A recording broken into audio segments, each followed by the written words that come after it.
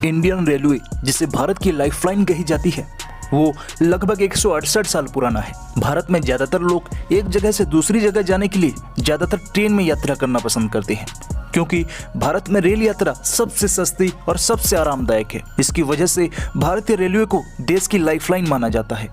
भारतीय रेलवे पूरी दुनिया का चौथा और एशिया का दूसरा सबसे बड़ा रेल नेटवर्क है। और भारत के रेलवे स्टेशन की कुल संख्या की अगर बात करें तो ये करीब करीब 8500 है।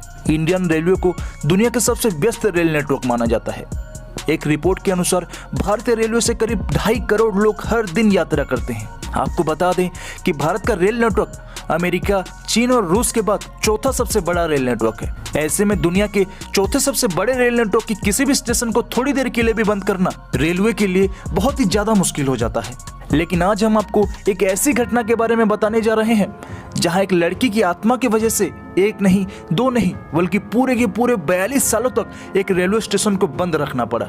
जी हाँ, ये कोई मनगढ़ंत कहानी नहीं, बल्कि एक सच्ची घटना है। आप सभी को ये सुनने में थोड़ा अजीब जरूर लग रहा होगा, लेकिन ये बिल्कुल सच है। चलिए जानते हैं कि आखिर ऐसी कौन सी वजह थी जिसके लिए 42 सालों तक एक रेलवे स्टेशन को बंद करना पड़ा।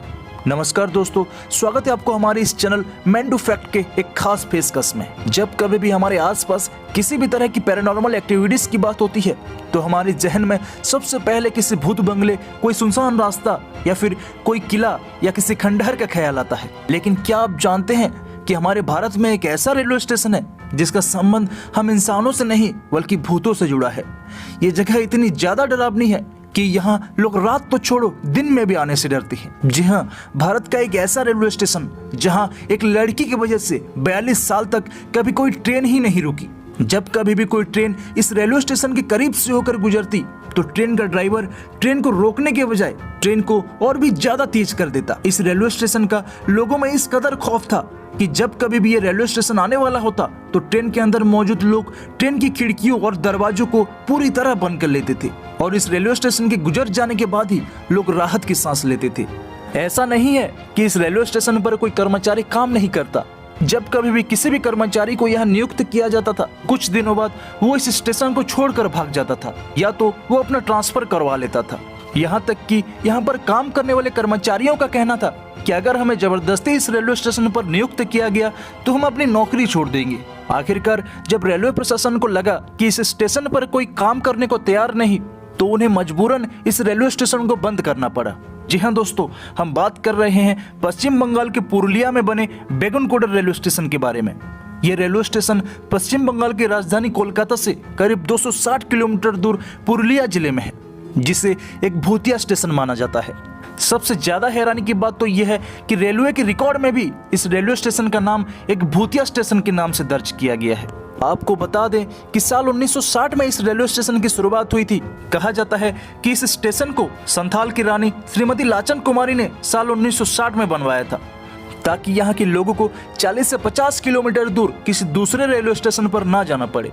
इस रेलवे स्टेशन के बनने के बाद बेगुनकोडर में रहने वाले लोगों की बहुत सी मुश्किलें दूर हुई, क्योंकि उन्हें अब ट्रेन पकड़ने के लिए 40 से 50 किलोमीटर दूर दूसरे रेलवे स्टेशन पर नहीं जाना पड़ता था।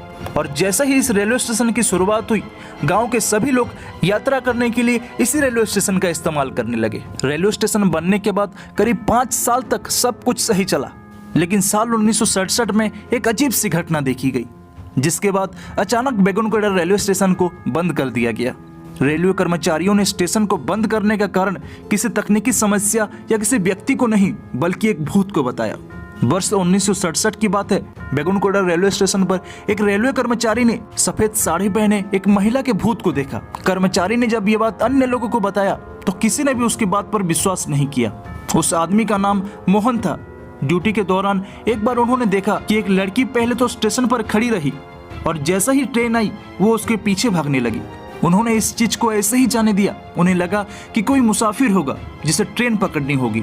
लेकिन अगले दिन फिर से उन्होंने इस लड़की को देखा जो ट्रेन के साथ साथ भाग रही थी और वो इतनी तेजी से भाग रही थी कि उसने ट्रेन को पीछे छोड़ दिया। ये देखकर मोहन बहुत ही ज्यादा डर गया।